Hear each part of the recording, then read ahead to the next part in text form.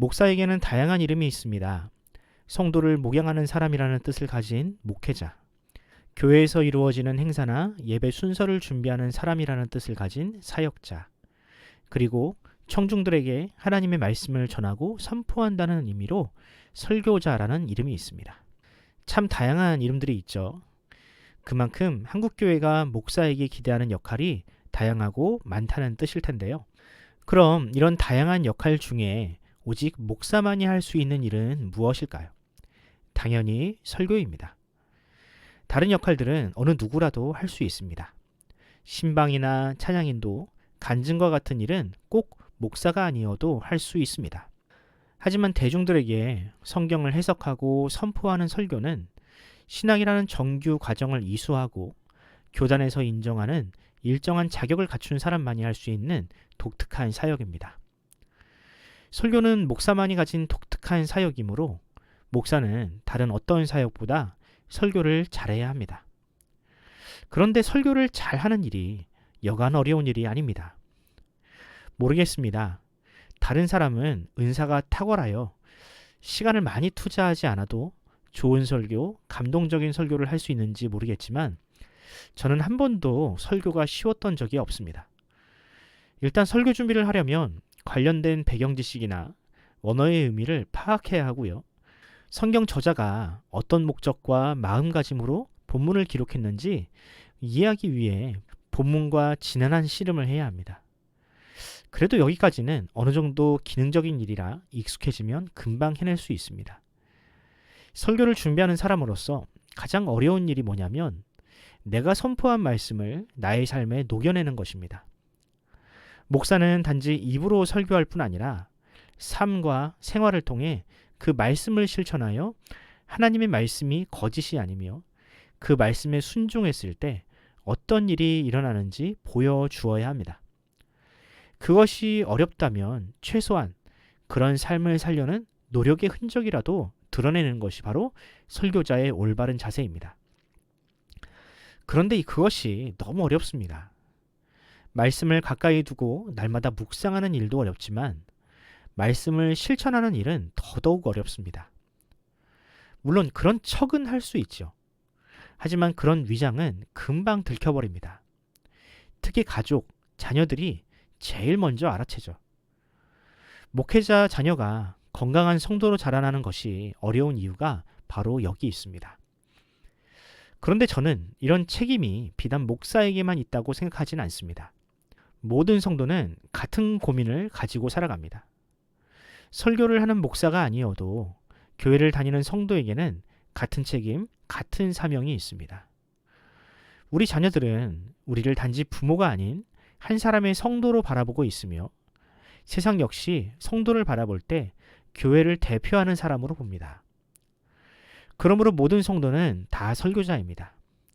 강대상에서 하는 설교가 아니더라도 모든 성도는 삶과 행동, 남을 배려하는 행동 하나하나로 누군가에게 설교하는 설교자입니다.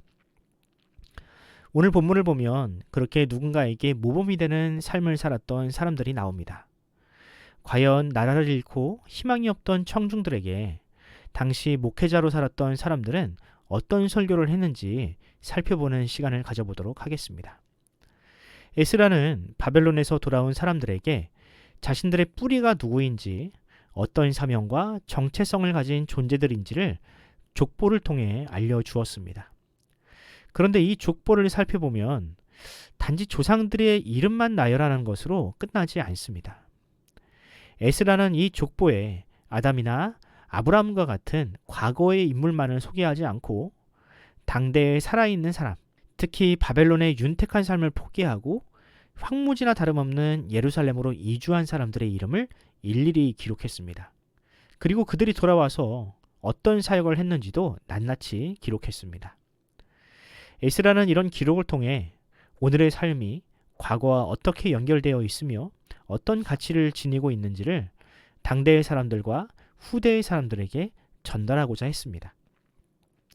오늘 본문 역대상 9장에는 바벨론 포로에서 돌아온 사람 중에 가장 먼저 그 포문을 열었던 사람들이 기록되어 있습니다. 누가 가장 먼저 그 어려운 발걸음을 떼었나요? 바로 예배를 위해 부름받은 성직자들, 제사장과 레위 사람들이었습니다. 본문 2절을 읽어드립니다. 그들의 땅 안에 있는 성읍에 처음으로 거주한 이스라엘 사람들은 제사장들과 레위 사람들과 느디님 사람들이라. 제사장과 레위인들은 예배를 위해 부름받은 구별된 사람들이었습니다. 과거에는 이런 구별을 마치 특권으로 인식하여 귀족과 같은 대접을 받기도 했었죠. 그런데 그랬던 그들이 지금은 어떤 결단을 했다고 합니까? 그들의 땅 안에 있는 성읍, 즉 무너져 폐허가 된 예루살렘으로 가장 먼저 돌아왔다고 합니다. 다른 사람들이 바벨론이 주는 편안한 삶을 포기하지 못하여 주저하고 있을 때 가장 먼저 깃발을 들고 앞장섰다고 합니다. 이런 그들의 결정은 많은 사람들에게 영향을 주었습니다. 비록 나라는 망하고 예배를 드릴 성전도 없었지만 여전히 유대인들에게 영향력을 끼치고 있던 제사장과 레위인들이 이 자발적으로 험지에 뛰어드는 모습은 많은 사람들에게 도전을 주었습니다. 결국 어떻게 되었나요?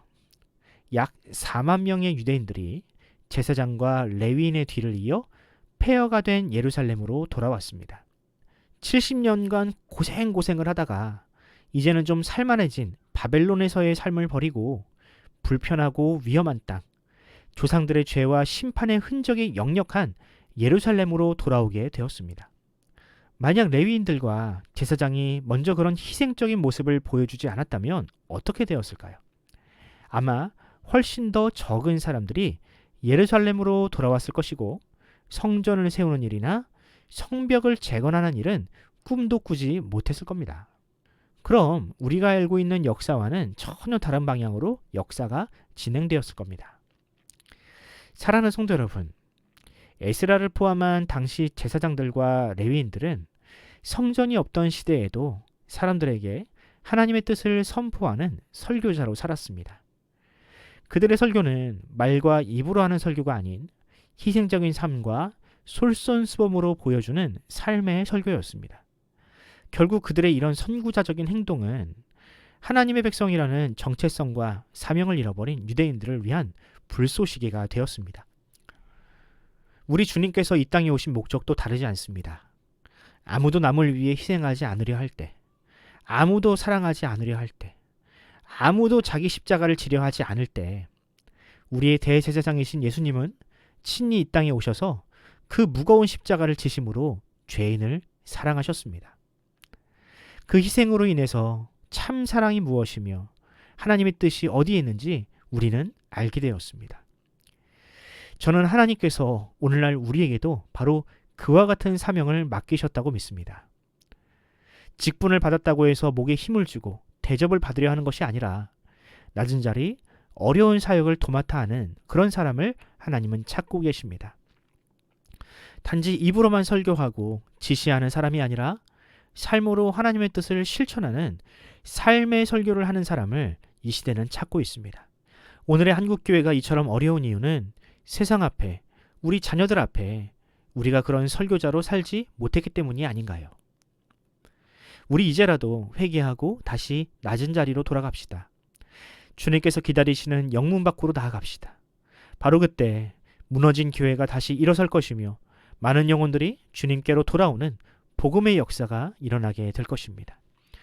오늘 하루 주께서 저와 여러분을 세상을 구원하는 하늘의 미랄로 사용하시기를 간절히 소원합니다.